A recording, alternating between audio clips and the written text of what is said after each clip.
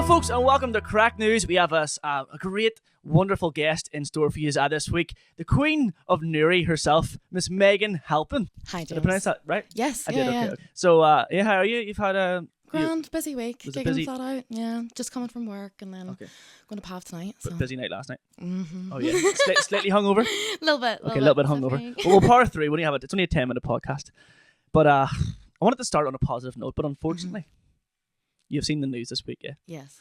Mr. Jeffrey Donaldson has landed himself in a little bit of bother. A little bit. He's been accused of sexual allegations. Did it come to any surprise to you? You shouldn't judge people by their looks, to be honest. But I wasn't talking about his looks, but I mean, but at the same time, the vibe is like, I feel like the vibes have always been a bit terrible with our Jeffrey. Do you know? Okay, yes. I was going for more because he's the leader of the DUP, but now you mentioned his looks too. Yeah, just the general aura. What is it?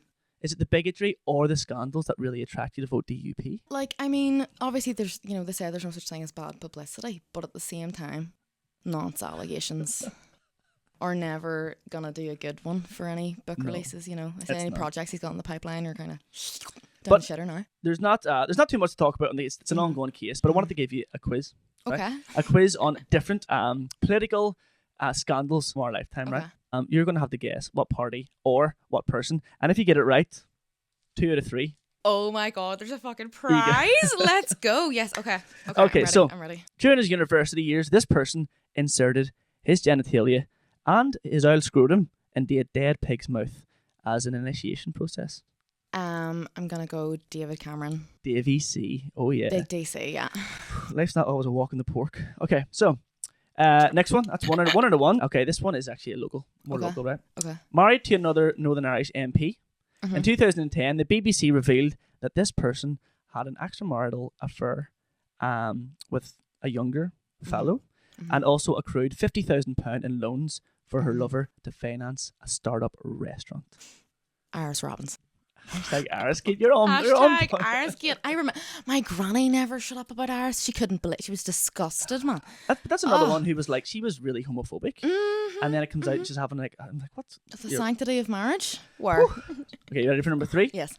After being asked the naughtiest thing she had ever done, this Prime Minister told ITV there were times when she ran through the fields of wheat. The one, the only, the inimitable Theresa May. 3 out of 3. Oh my god, thank you. So this is the best ever. Thank you. Okay, so that's a good. It was a pretty dark topic, but we'll come out the other side. We made it. Yeah, that's the important thing. So, don't know if you heard, but cannabis users in Germany, they've been a lot more lenient now in their laws, and you can now possess up to 25 grams of weed in person, and I think you're allowed to have 3 plants. Unreal. In your house.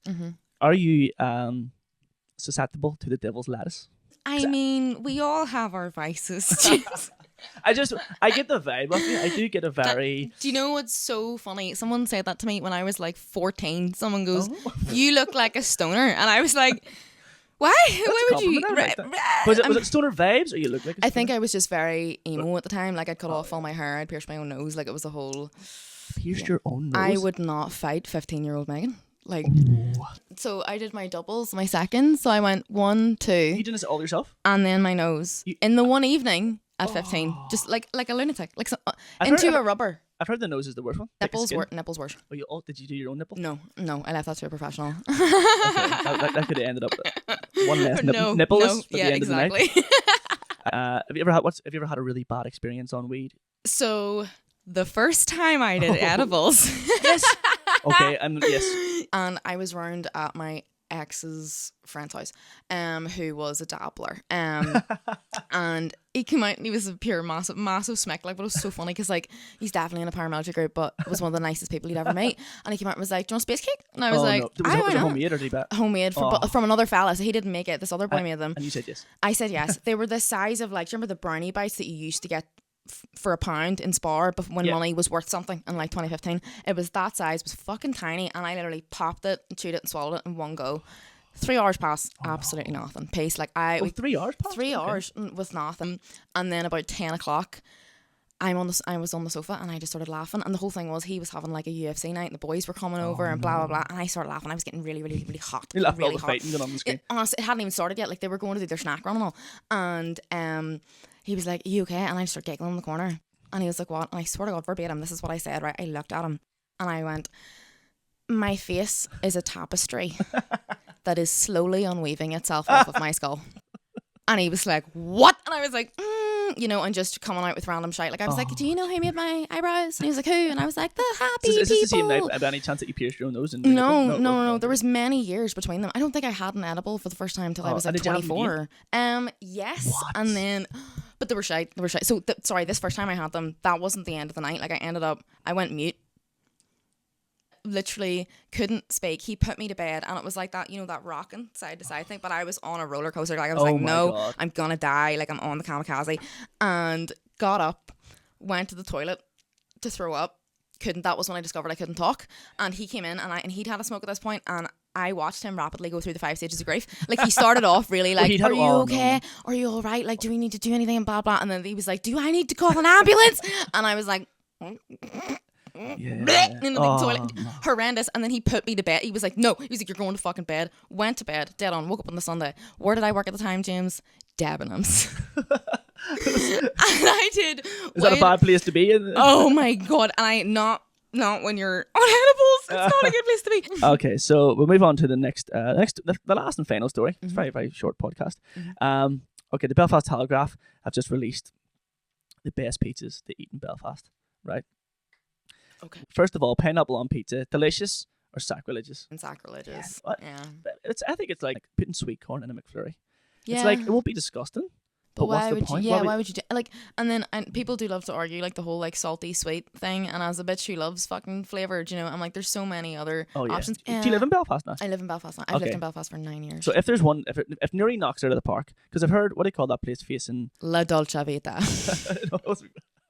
That sounds like another place. That sounds amazing. That sounds like a place like a hallucination you had on a brownie. What do you call the one that's facing the Whistling Donkey that everyone talks about? It's more like a chippy. Fire trucks. Would you recommend it? People used to leave school when they weren't allowed to, like on their free periods, to go into town to get fire trucks or the Dolce Vita. It's a place of legend. Or Downey's. It's so part of the fabric of that town. Like if fire trucks closes, there's no more game over. Okay. So you recommend Friar Tuck's. What about Belfast? Best pizza place? Best pizza, in my opinion. Now, this is the thing, right? So one of the things that I used to do was try different pizza places quite a lot. Really? Yes. Like just in your house or like for? No, just like as takeaways. Like we would rotate through different. We would try. Okay, all these so you're the different perfect pizza person to ask. Literally, Belfast Telegraph missed an opportunity. Pizza connoisseur. Without a doubt, it is Little Italy. Little Italy is amazing, but whenever I don't know if this is true or not, right? Okay.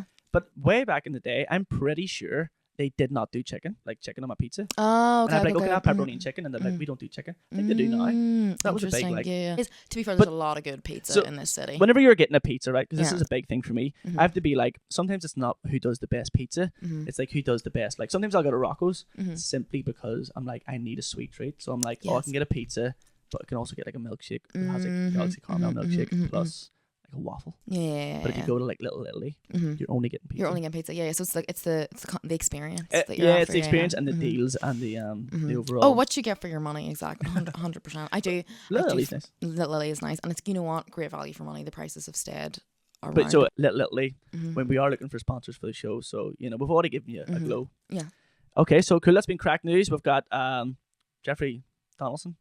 Boo. We've got the Devil's Lettuce. We've had our brownie experience. Yes. And we've also given you recommendations on the best pizza in Belfast and the best food in Newry. So we'll be back next week with some more news. Thank you very much. Thanks, guys.